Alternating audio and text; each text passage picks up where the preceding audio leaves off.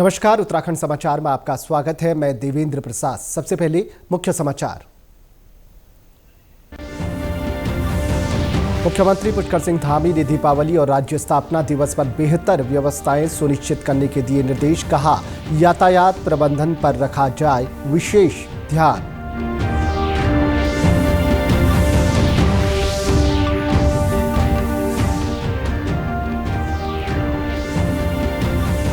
पुनर्गठन मंत्री प्रेमचंद अग्रवाल ने परिसंपत्तियों के बंटवारे में तेजी लाने के दिए निर्देश। लंबित मामलों में विभागीय सचिव अगले 10 दिन में करेंगे उत्तर प्रदेश सरकार के सचिवों से मुलाकात।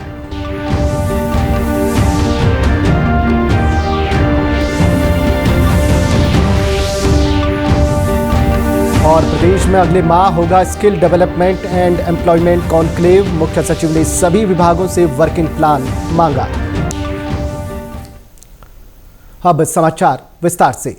मुख्यमंत्री पुष्कर सिंह धामी ने दीपावली और राज्य स्थापना दिवस को देखते हुए अधिकारियों को विशेष निर्देश दिए हैं। उन्होंने कहा है कि इस दौरान प्रदेश भर में स्वच्छता, सुरक्षा, स्वास्थ्य और यातायात की बेहतर व्यवस्थाएं सुनिश्चित की जाएं। सचिवालय में बैठक के दौरान मुख्यमंत्री ने कहा कि दीपावली के पर्व पर यातायात प्रबंधन का विशेष ध्यान रखा जाए। ये सुनिश्चित किया जाए कि आवागमन में लोगों को किसी भी प्रकार से परेशानी न हो। इसके साथ ही उन्होंने अग्निशमन विभाग को दीपावली में आगजनी घटनाओं से बचाव के लिए अग्निशमन वाहनों की पर्याप्त व्यवस्था करने के निर्देश दिए हैं। मुख्यमंत्री ने त्योहारों में खाद्य पदार्थों में मिलावटखोरी को रोकने के लिए खाद्य पदार्थों की नियमित सैंपलिंग करने को कहा है। इसके अलावा राज्य स्थापना दिवस पर सभी शहरी और ग्रामीण क्षेत्र में स्वच्छता के विशेष अभियान चलाए जाएंगे।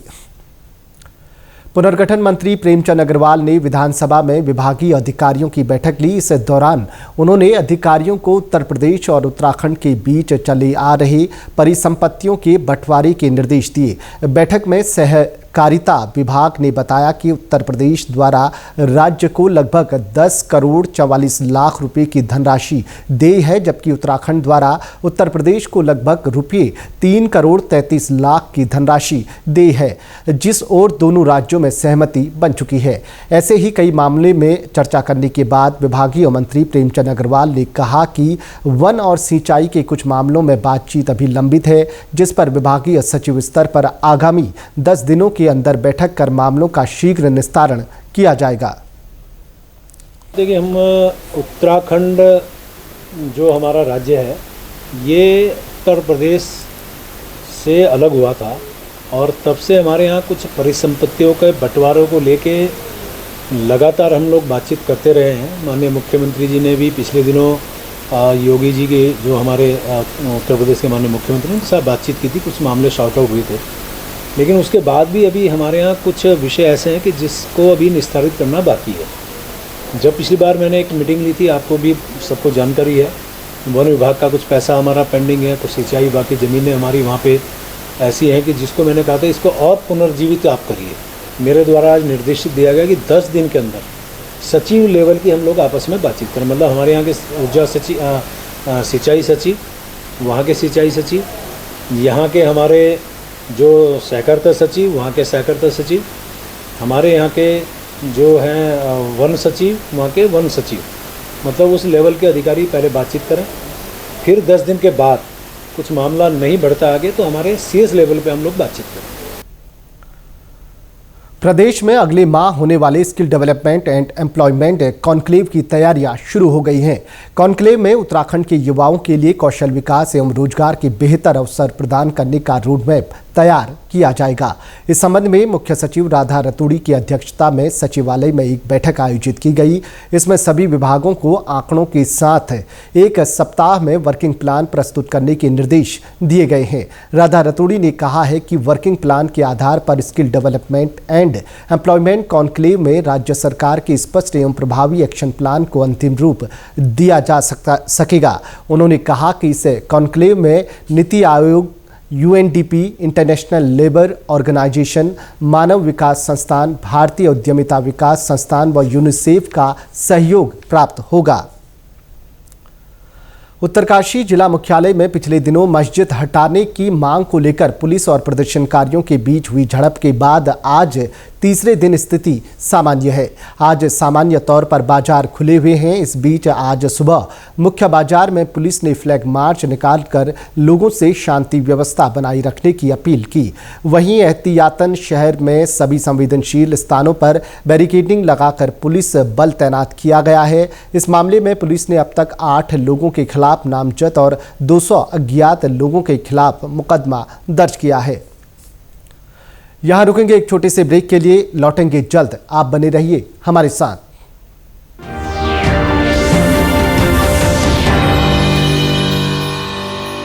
क्या आप भी इंग्लिश सीखना चाहते हैं, फर्राटेदार इंग्लिश बोलना चाहते हैं, अच्छे अंग्रेजी के मुहावरों के साथ साथ आम बोलचाल में भी अंग्रेजी का प्रयोग करना चाहते हैं? तो चाहे आप विद्यार्थी हैं, वर्किंग प्रोफेशनल या house maker, we are here to make your communication skills way better. संपर्क करें doctor Kanchan Negi, founder a brilliant English international institute, Dehradun.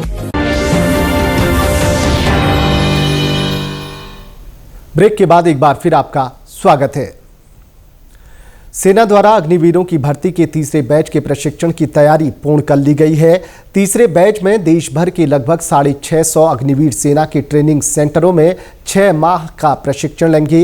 इसके बाद इन्हें सेना की अलग अलग बटालियनों में भेजा जाएगा। सेना भर्ती कार्यालय अल्मोड़ा के भर्ती निदेशक कर्नल आदित्य मिश्रा ने बताया कि अल्मोड़ा में औपचारिकताओं को पूरा कर अग्निवीर आज कुमाऊं रेजिमेंटल सेंटर रानीखेत पहुंचेंगे। इसके बाद आगे की प्रक्रिया शुरू होगी। ARO अल्मोड़ा जो सेना भर्ती कार्यालय है, उसके तहत अग्निवीरों की तीसरे बैच के प्रेषण की कार्रवाई 23 अक्टूबर को शुरू हुई थी, जो 28-29 तक चलेगी। इसमें लगभग 650 अग्निवीरों को, अधिकांश को रानीखेत कुमाऊं रेजिमेंटल सेंटर के ट्रेनिंग सेंटर में और बहुतों को हिंदुस्तान के अलग अलग ट्रेनिंग सेंटरों में, भारतीय सेना के जो है आर्मी के आर्टिलरी हो, आर्मर्ड हो, वहाँ पे भेजा जा रहा है। इस बैच में इन अग्निवीरों का जो प्रशिक्षण है वो लगभग 6 माह का रहेगा और 6 माह के बाद वो अपनी नियुक्ति के लिए दिए गए जो उनके आवंटित रेजिमेंट होंगे या बटालियन होंगी उनमें भेजे जाएंगे। रुड़की के ठसका गांव में डेंगू का प्रभाव देखने को मिल रहा है। गांव में 35 लोगों की जांच में डेंगू की पुष्टि हुई है। वहीं स्वास्थ्य विभाग की टीम भी गांव में कैंप कर रही है। गांव में बुखार से पीड़ित मरीजों की जांच की जा रही है। नारसन स्वास्थ्य केंद्र के प्रभारी आनंद श्रीवास्तव ने बताया कि अभी तक कई मरीजों के सैंपल लिए जा चुके हैं, जिनमें 35 मरीज डेंगू पीड़ित मिले हैं। जो 2 कैंप यहाँ पर लगाए गए हैं, जिसमें 161 मरीज हमने देखे हैं। उन 161 में से कल तक शाम तक की रिपोर्ट में 35 मरीज पॉजिटिव आए हैं, जिनमें से लगभग 70% सब ठीक है। 4 मरीज जो थे थोड़ा उनको कमजोरी की वजह से सीरियस बता रहे थे, तो हालांकि वो सीरियस नहीं है, फिर भी उनको हमने उप जिला चिकित्सालय रुड़की भेज दिया है और यहाँ पे सारी जाँचें हो रही हैं, दवाइयाँ दी जा रही हैं और ORS पीने के लिए कहा जा रहा है कि अपना ORS ज़्यादा लिक्विड डाइट ज़्यादा ले मरीज़। हाँ, घर घर में लगभग बुखार सभी के यहाँ है, तो हमने उसके लिए कि अपने डेंगू वॉलंटियर्स की टीम जी लगा रखी है, जिसमें 12 सदस्य हैं। वो सब घर घर जाके सर्वे कर रहे हैं और ADO पंचायत से भी आज बात हुई थी, तो उन्होंने कहा, उनको हमने ये निर्देश दिए हैं कि जिन घरों में पॉजिटिव केस है कम से कम उनके घर जाके वो स्प्रे करें। चमोली जिले के पोखरी में हिमवंत कवि चंद्र कुंवर वर्तवाल राजकीय और स्नातकोत्तर महाविद्यालय में छात्र छात्राओं के लिए करियर काउंसलिंग सेल के तत्वाधान में एक व्याख्यान माला का आयोजन किया गया। कार्यक्रम में छात्र छात्राओं को कृषि, बागवानी, मत्स्य, मौन और पशुपालन अपनाकर स्वरोजगार से अपना करियर बनाने की जानकारी दी गई। प्रगतिशील किसान देवेंद्र सिंह नेगी ने अपना अनुभव साझा करते हुए कहा कि सरकार अनेक कल्याणकारी योजनाएं संचालित कर रही है। आज का युवा इनका फायदा उठाते हुए स्वरोजगार अपना सकता है। बच्चों का ये आने वाली हमारे भारत की नई पीढ़ी है और मैं इनको ये दिखाना चाह रहा था कि ये कि नौकरी में नहीं, अपना स्वरोजगार अपनाना ही सबसे बड़ा है।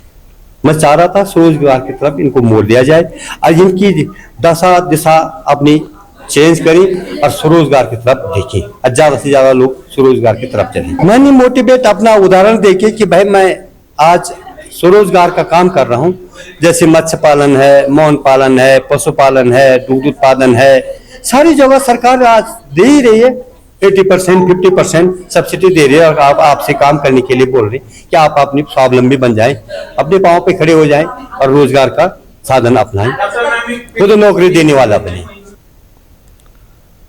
इसी के साथ अभी तक के समाचार समाप्त हुए। दूरदर्शन समाचारों से जुड़े रहें। मिलते हैं फिर शाम 5 बजे के बुलेटिन में। नमस्कार।